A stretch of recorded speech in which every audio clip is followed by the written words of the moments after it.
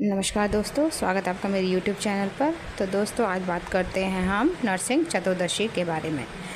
नरसिंह चतुर्दशी नरसिंह जयंती बुराई पर अच्छाई की जीत और भक्त की रक्षा का प्रतीक मानी जाती है। साल 2025 में यह पर्व 11 मई यानी आज मनाया जा रहा है।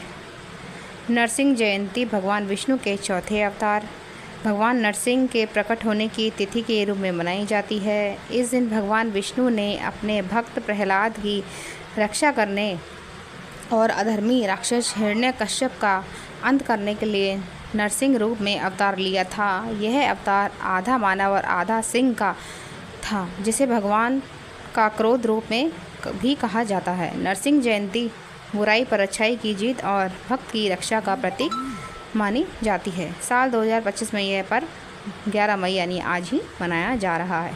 पूजा का शुभ मुहूर्त। नरसिंह जयंती हर साल वैशाख मास की शुक्ल पक्ष की चतुर्दशी तिथि को मनाई जाती है। 2025 में यह तिथि 10 मई की शाम 5:29 पर शुरू होकर 11 मई की रात 8:02 तक रहेगी। भगवान नरसिंह की पूजा का शुभ मुहूर्त 11 मई को शाम 4:21 से लेकर 7:03 तक का है। इसी समय के दौरान भगवान की पूजा करने से विशेष फल प्राप्त होता है।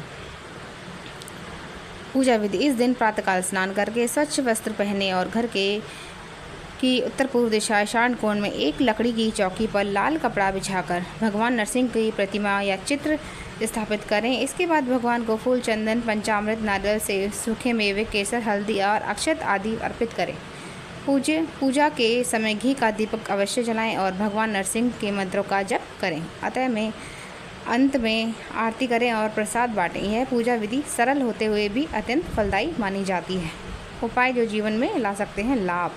नरसिंह जयंती के दिन कुछ खास उपाय करके आप जीवन की समस्याओं से राहत पा सकते हैं। धन की प्राप्ति के लिए इस दिन भगवान को नाग केसर चढ़ाएं और उसमें से कुछ हिस्सा घर की तिजोरी में रख दें। इस धन संपत्ति में वृद्धि होती है। इससे धन संपत्ति में वृद्धि होती है। अगर आप काल सर्प दोष से पीड़ित हैं तो भगवान को मोर पंख अर्पित करें, जिससे इस दोष का असर कम होता है। कर्ज से छुटकारा पाने के लिए भगवान नरसिंह को मोती या चांदी चढ़ाना लाभकारी माना गया है। अगर आपके पास पैसा नहीं है, आपका कहीं पैसा अटका भी हुआ है तो वापस मिल सकता है। कोर्ट कचहरी के मामलों में विजय पाने के लिए भगवान को दही का प्रसाद चढ़ाएं। यह उपाय सरल होते हुए भी बहुत प्रभावशाली होता है। तो दोस्तों,